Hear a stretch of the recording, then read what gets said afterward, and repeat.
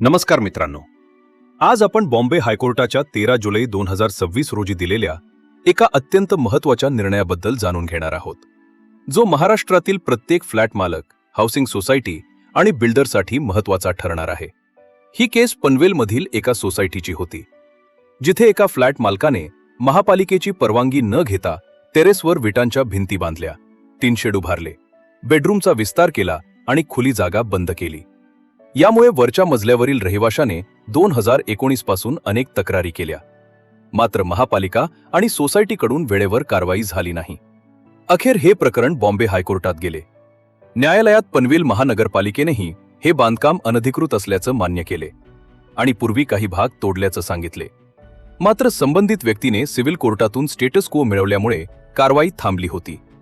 यावर हायकोर्टाने स्पष्ट शब्दात सांगितले की परवानगीशिवाय केलेले बांधकाम कोणत्याही परिस्थितीत ग्राह्य धरले जाऊ शकत नाही आणि त्यावर कायदेशीर कारवाई झालीच पाहिजे. मात्र न्यायालयाने याचबरोबर एक अत्यंत महत्त्वाचं निरीक्षणही केले की आज राज्यभरातील अनेक फ्लॅट मालक बाल्कनीला ग्रिल बसवतात, टेरेसवर हलके शेड लावतात, घरातील पार्टिशन बदलतात किंवा इतर लहान मोठे बदल करतात. पण कोणत्या कामासाठी परवानगी आवश्यक आहे आणि कोणत्या कामासाठी नाही, याबाबत स्पष्ट, सोपी आणि सर्वसामान्य नागरिकांना परवडणारी प्रक्रिया उपलब्ध नाही. त्यामुळे अनेक लोक नियम मोडतात, पण त्याला सरकारची अस्पष्ट व्यवस्था देखील काही प्रमाणात कारणीभूत असल्याचं न्यायालयाने नमूद केले. तसेच फक्त तक्रार आलेल्या व्यक्तीवर कारवाई करून इतर सर्व अनधिकृत बांधकामांकडे दुर्लक्ष करणे चुकीचे असून कायदा सर्वांसाठी समान असला पाहिजे, असेही न्यायालयाने स्पष्ट केले.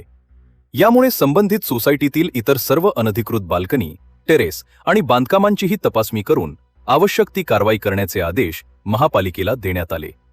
या निर्णयातील सर्वात महत्त्वाचा भाग म्हणजे न्यायालयाने महाराष्ट्र शासनाला नवीन नियम, परिपत्रके किंवा मार्गदर्शक तत्त्वे तयार करण्याचे निर्देश दिले आहेत.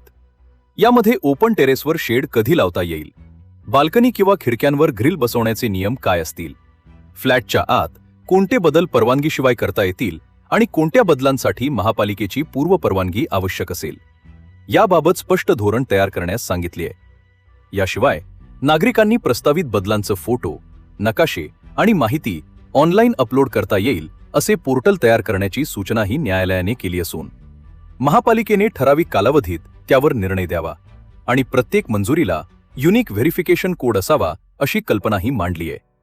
शेवटी न्यायालयाने संबंधित फ्लॅटवरील अनधिकृत बांधकाम हटवण्याचे आदेश कायम ठेवले.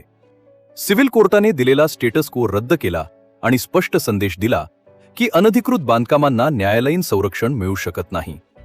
त्यामुळे हा निर्णय केवळ एका फ्लॅटपुरता मर्यादित नसून महाराष्ट्रातील लाखो फ्लॅट मालक आणि हाऊसिंग सोसायट्यांसाठी भविष्यातील नियमांची दिशा ठरवणारा ऐतिहासिक निर्णय ठरणार आहे.